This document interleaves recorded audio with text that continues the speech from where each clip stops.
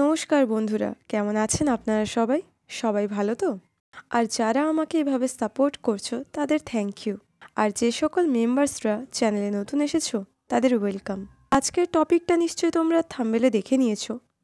তো আজ আমি আপনাদের বলতে চলেছি যে জিমিন ভিভার্সে পোস্টের দ্বারা আর্মিসদের কী লিখেছেন আর আরএম তার মিলিটারি ইন্টারভিউ ভিডিওতে কী বলেছেন।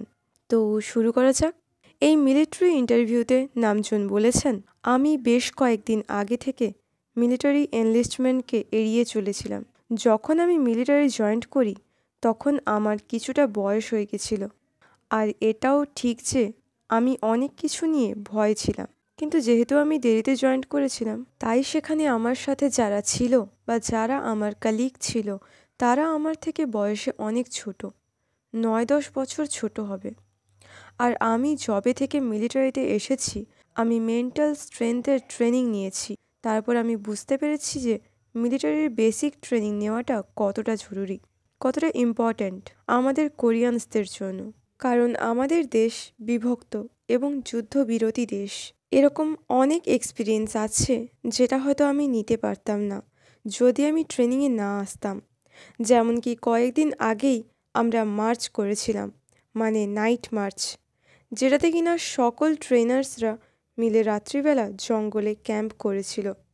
এটা আমার জন্য খুব মেমোরেবল ছিল।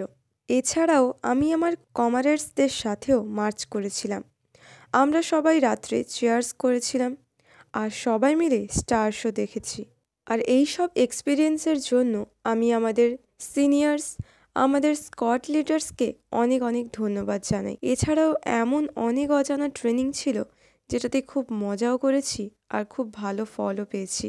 আর তারপর থেকে আমার মিলিটারি জীবনটা খুব ভালো লাগতে শুরু করেছে। এবার আমি লাস্ট একটা কথা বলতে চাই, যেটা হলো দুনিয়াটা আরও বেশি সুন্দর হতো যদি কোনো মানুষকে শ্যুট করাটা না শিখতে হতো।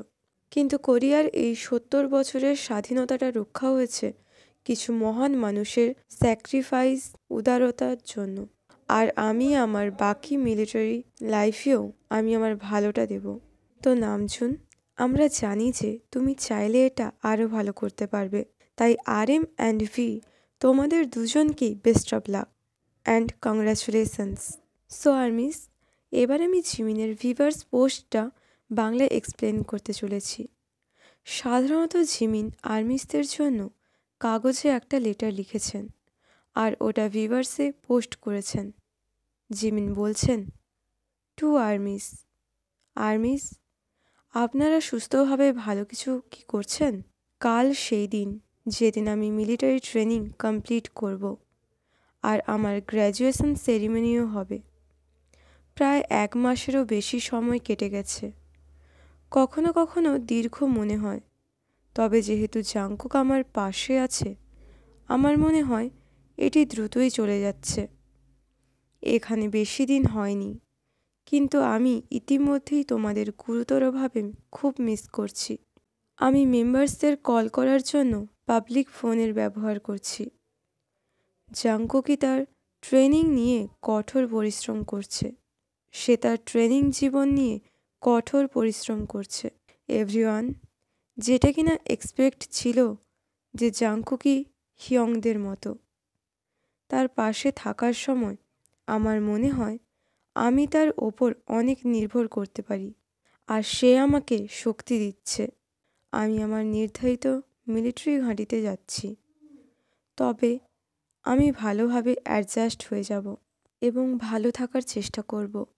আমাদের আর্মি সর্দি যেন না লাগে সে বিষয়ে সতর্ক থেকো এবং অসুস্থ হইও না। ভালোভাবে খাবার খেও আর শুধুমাত্র ভালো চিন্তা ভাবনা করো। যাই হোক, আমি মিলিটারি বেসে গিয়ে আবার একটা চিঠি লিখব। আমি তোমাদের ভালোবাসি, জিমিন। তো কংগ্র্যাচুলেশনস জিমিন অ্যান্ড জাংকুকি, তোমাদের মিলিটারি সেরিমনি কমপ্লিট হয়েছে। এবার তোমরা মিলিটারি ক্যাম্পে যাবে, তার জন্য কংগ্র্যাচুলেশনস। আর আজকের ভিডিওটা যদি খারাপ লেগে থাকে তাহলে আমাকে ক্ষমা করে দাও, কারণ আমার গলার অবস্থা খুবই খারাপ। তাও আমি তোমাদের জন্য ভিডিও করছি, কারণ আমি তোমাদের ভালোবাসি, তাই না আর্মিস? তো ঠিক আছে, তো আমাকে কমেন্টে জানাও নিউজটা জেনে তোমাদের কেমন লাগলো। সো বাই, তোমরা নিজেদের খেয়াল রেখো আর কেউ অসুস্থ হইও না। ওকে, দেখা হচ্ছে পরের ভিডিওতে।